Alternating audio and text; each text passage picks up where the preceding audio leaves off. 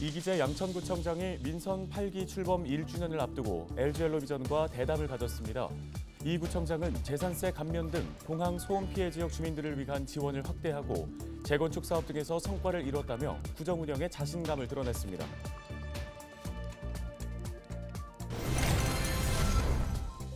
양천구 목4동이 서울시의 주택정비 사업인 모아타운 대상지로 선정됐습니다. 목4동은 다세대, 다가구 밀집 지역으로 노후도가 67%가 넘고 기반시설이 열악해 정비가 시급한 지역입니다.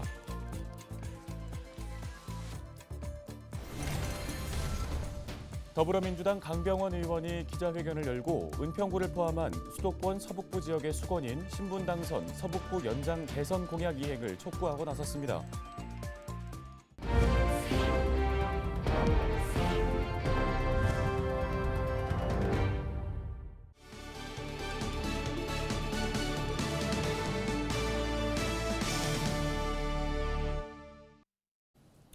시청자 여러분 안녕하십니까? 헬로티비 뉴스 시작합니다.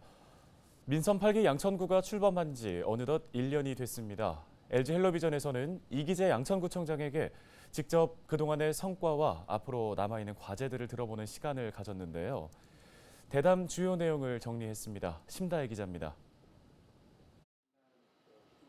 후보 시절 1호 공약으로 재건축 재개발을 내걸었던 이기재 양천구청장.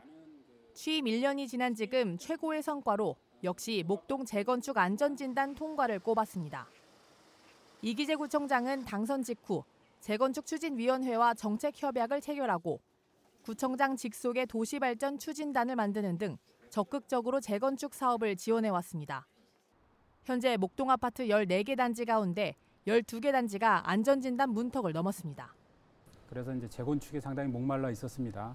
그래서 목동 아파트도 14개 단지의 안전진단을 빨리 신속히 통과시켜야 되는 문제가 있었고 소급 적용을 시켜줘서 저희들이 2차에 있음에도 불구하고 변화되는 조건을 그대로 적용할 수 있게. 오랜 기간 지지부진했던 재건축 사업이 탄력을 받으면서 이 구청장은 임기 내 반드시 첫 삽을 뜨겠다는 목표를 세웠습니다. 다만 목동 1에서 3단지 종상향 과제는 해결해야 할 숙제입니다. 목동 재건축의 밑그림이 담긴 지구 단위 계획은 서울시 심의 문턱을 넘었습니다.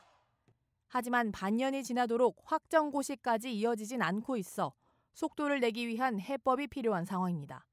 서울시의 면도 살리고 동시에 주민들의 경제적 피해가 없는 방법이 뭘까? 네. 이거를 그동안 많이 고민을 했었고요. 어떻게 보면 지금 현재 양천구는 서울시와 주민의 중간 입장에서 주민의 의사를 충분히 대변하면서도 동시에 서울시와의 협의를 통해서 이걸 관철시켜야 하는.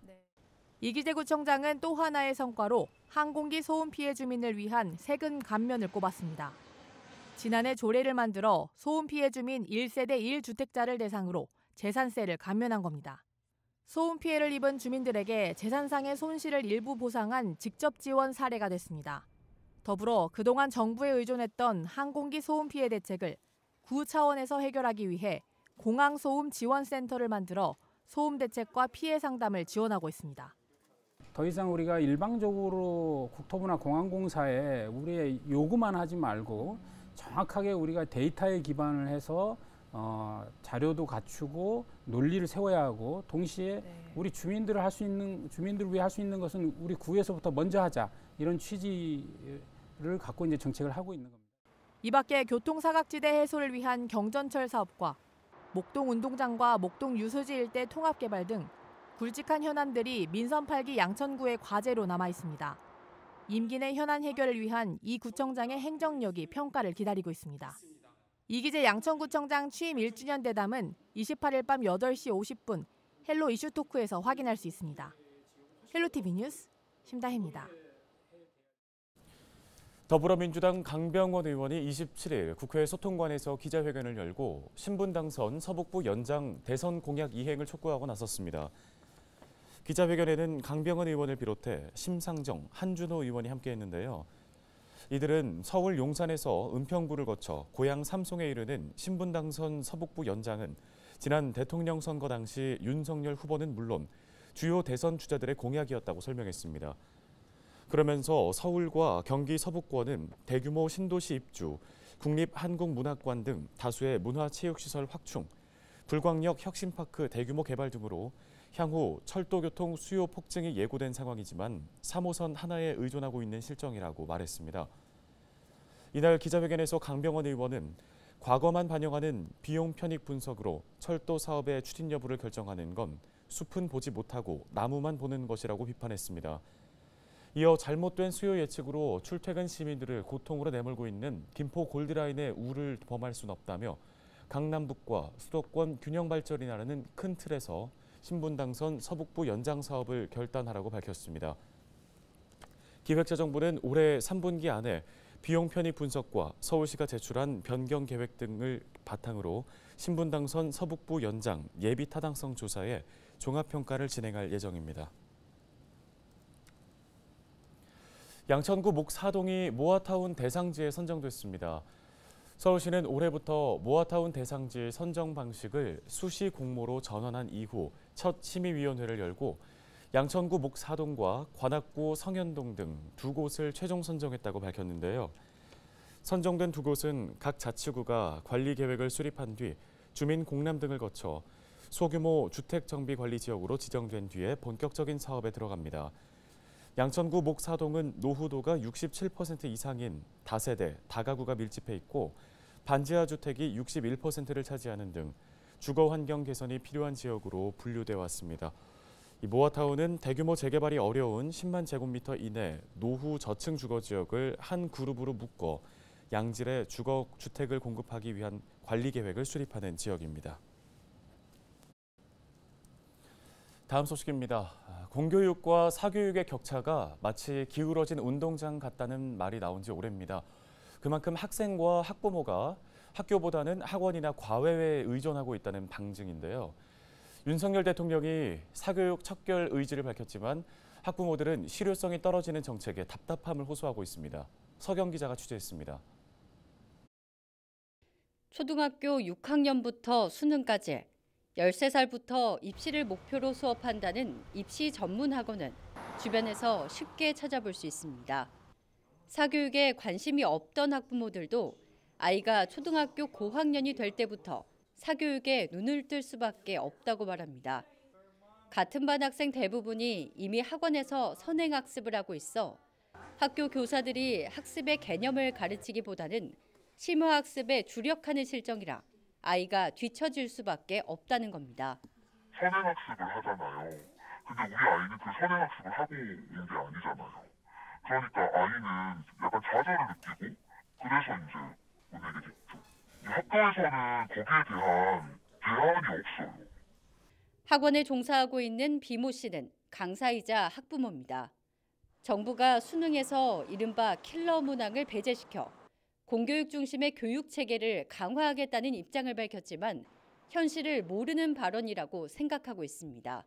아이들조차 학교 수업의 질이 학원보다 떨어진다고 생각해 자습을 요구하고 심지어 학교는 자습을 용인하는 게 현실이라는 겁니다. 비 씨는 학부모이자 학원 강사로서 괴리감이 크지만 내신과 수능에 집중된 현행 입시 제도가 지속되는 한 사교육 의존도를 낮추기 어려운 실정이라는 입장입니다. 선생님들 실력이 현저하게 저희가 모르는 문제를 질문했을 때도 답이 나오는 게 아니라 이런 문제를 왜 풀어라는 답을 주시던지 저도 이제 강사를 하고 있지만 저희 아이도 수업 시간에 이런 상황을 직면을 하는지가 좀 의구심이 들더라고요. 교육단체는 공교육 정상화가 절실하다고 강조합니다. 초중고등 교육과정 학교 수업만으로는 내신과 수능에서 고득점을 받기 매우 어려운 현실이라는 겁니다. 학교 교사들이 행정 업무보다는 수업을 연구하고 학습 자료 보강에 집중할 수 있는 여건을 조성하는 등 교원 평가를 현실화해 교사들이 학원 강사 이상의 전문성과 경쟁력을 갖출 수 있도록 하는 게 선행돼야 한다고 말합니다. 사교육에 밀리는 공교육이 아니라 공교육이 중심이 되는 그런 교육이 되려면 학교 선생님들이 더 많이 분발하시고 학부모의 믿음을 우선 얻어야 한다고 생각합니다.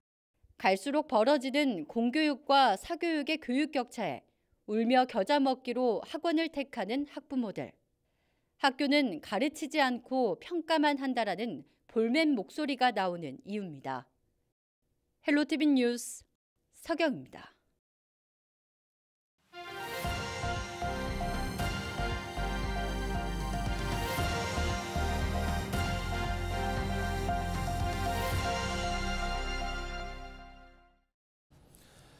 지역 소멸을 막아라 케이블 TV 공동 기획 보도 순서입니다. 오늘은 충북으로 가볼 텐데요. 의대 정원 확대 논의가 물꼬를 트면서 의료 취약 지역인 충북 지역의 기대감도 커져가고 있는 상황입니다. 의사 부족에 따른 의료 사각지대 해소와 맞물려 있기 때문인데 해결을 해야 할 과제도 만만치가 않습니다. HCN 유소라 기자가 보도합니다. 생리학 전공 수업이 한창인 충북대 의과대학 강의실.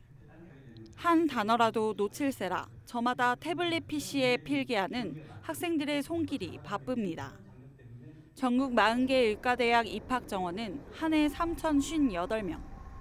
이 가운데 충북은 올해 입학한 이들 본과 1학년 49명을 포함해 건국대 의전원 40명이 전부입니다. 지금은 충북의 의과대학의 정원이 서울 경기 지역에서 오다 보니까 졸업 후에 대부분 떠나가는 상황이 반복되고 있습니다. 지금으로서 정부에서 의과대학 정원을 늘린다기보다는 사실 2000년도 의학분업 사태 이후에 의과대학 정원을 350명가량 줄였거든요. 그래서 그 부분이 원상복귀되는 부분이고요. 인구가 비슷한 강원 267명이나 전북 235명과 비교했을 때도 충북의 의대 정원은 30%에 불과합니다. 일단 충북 지역 같은 경우는 이제 인구수가 비슷한 강원이나 전북 같은 경우에 비해서 의대 정원이 크게 뒤처지고 있는 상황이고, 이게 애초에 정원 배정하는 당시에 이제 국가 균형 발전을 전혀 고려하지 않은 것이 이런 결과를 초래한 것이고, 고무적인 것은 오랫동안 의과대학 정원 확대를 두고 줄다리기를 해온 정부와 의사협회가 2025학년도 입시부터 정원을 늘리는 데까지는 뜻을 모았다는 겁니다. 하지만 넘어야 할 산이 많습니다. 의대 정원을 얼마나 어떻게 늘리느냐가 쟁점으로 남았기 때문입니다.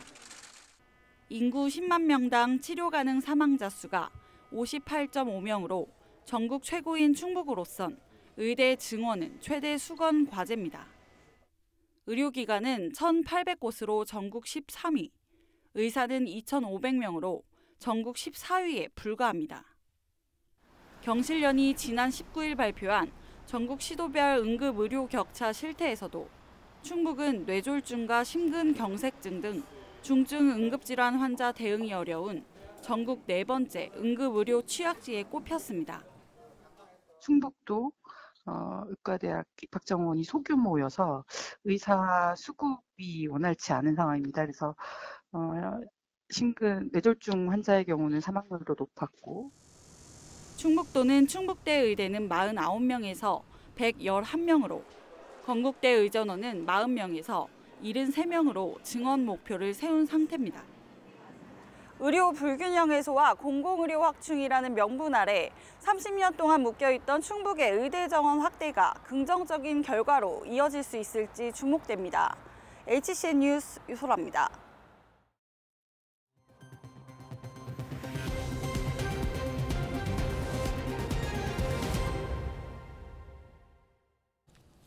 은평구가 다음 달 3일부터 9월 27일까지 찾아가는 지방세 현장 민원실을 운영합니다.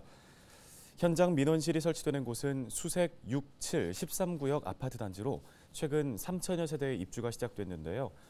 현장 민원실이 운영에 들어가면 정비사업단지 아파트 주민들은 구청을 방문하지 않아도 취득세 신고 접수와 세무 상담을 받을 수 있을 것으로 기대됩니다. 양천구가 폭염으로 인한 온열 질환을 예방하기 위해 쿨패치와 목토시 등을 지급합니다. 지급 대상은 도로와 공원 녹지 등을 관리하고 조리시설 관련한 업무를 하는 공공현업 근로자 600명입니다. 양천구는 또 열 차단용 안전담요와 냉각 이불, 아이스팩 등이 담긴 폭염 응급키트를 현장 31곳에 비치할 계획입니다.